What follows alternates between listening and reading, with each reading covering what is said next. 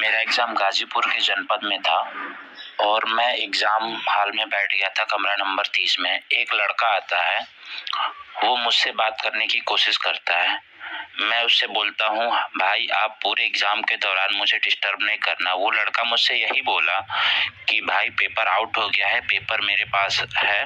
वो बेल्ट में लिख के ले गया था। मुझे तो विश्वास नहीं हुआ कि वैसे भी चीटिंग की जा सकती है। वो बेल्ट के जो चमड़े का बेल्ट होता है उस पे ब्लू कलर के पेन से लिख के लेके आया था।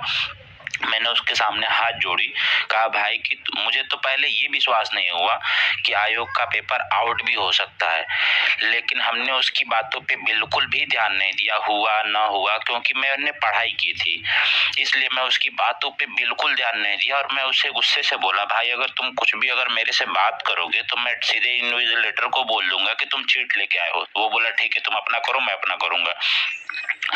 पूरे एग्जाम के दौरान ना मैंने उससे बात की, ना मैंने उसकी तरफ देखा, क्योंकि मेरी फट रही थी। भाई वो नकल किया था, मेरे अगल बगल में बैठा था, लेकिन मैं उसकी तरफ ध्यान नहीं दिया। मैं आराम से पेपर करता गया। जब पेपर खत्म हुआ तो मैं अपनी बाइक के पास खड़ा था, तो वो लड़का मुझे बुलाया, बोला सुनो। मैं गया उसके पास, बोला देखो यही पेपर आया था ना। मेरे होश उड़ गए। अब तो मैं ये सोचा था कि मैं हिंदी पढ़ूंगा उसके सेंटर पे। हिंदी की अपनी शॉर्ट नोट्स लेके गया था कि मैं उसको रिवाइज करूंगा, पढ़ूंगा 3 घंटे, ना खाना खाऊंगा ना कुछ करूंगा, अपना पढ़ूंगा आराम से। हुआ ये कि जब वो उसने दिखाया कि हिंदी का भी पेपर मेरे पास सुबह में ही आ गया था, 7:30-8 बजे के करीब में उसके पास पेपर आ गया था। मैं अब उसके पास हाथ जोड़ के भैया भैया भैया, क्योंकि मुझे भी लालच थी, मैं भी भैया भैया भैया उसके हाथ पैर जोड़ते जोड़ते बोला ठीक है, किसी को बताना मत, किसी को उसने मुझे मुजवाड़ी में, अगर मैं जंगल झाड़ी में, बगीचे में लेके गया जहाँ पे सुनसान, वो मुझे देखने से एकदम डर लग रहा था, क्योंकि मैंने ऐसा काम कभी किया ही नहीं था। उसके बाद हुआ ये कि उसने मुझे 60 के 60 प्रश्न हूबहू, वो पीडीएफ 31 पन्ने की पीडीएफ थी, जिसमें उसको 7:30 बजे 8 बजे मिल गया था, जिसमें 31 पन्ने की पीडीएफ में वो चीज भी उसी में हिंदी का था। मैं खोजा उसमें, बोला नहीं भाई ये तो जीएस है, बोला उसी में खोजो, उसी में हिंदी वाला भी है। मैंने हिंदी के दो पन्नों को स्क्रीनशॉट लिया, फिर मैं भी खूब जम के पढ़ाई किया, कुछ भी किया मैंने। अब इधर उधर वो बोला फोन फ्लाइट मोड में कर लो, अब चुपचाप तुम पढ़ाई करो।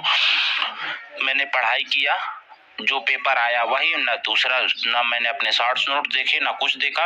मैं अपना रिवाइज किया, उसी को कई बार किया। जो कुछ सवाल नहीं आए मैंने खुद गूगल किया, मैं चैट जीपीटी की हेल्प लेके किया, और मेरे हिंदी में 58 प्रश्न सही हैं।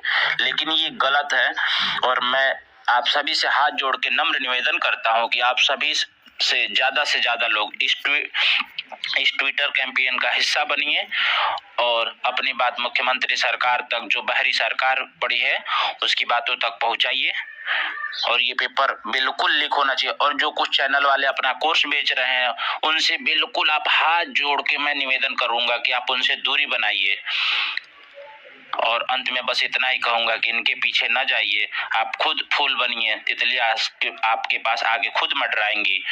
और ये जो लोग 100 रुपए, 200, 500 रुपए में कोर्स बेच रहे हैं, इनसे दूरी बनाइए। देखिए आज हम लोगों को ये सपोर्ट करने का समय आया है, तो ये लोग हमसे दूरी बना रहे हैं।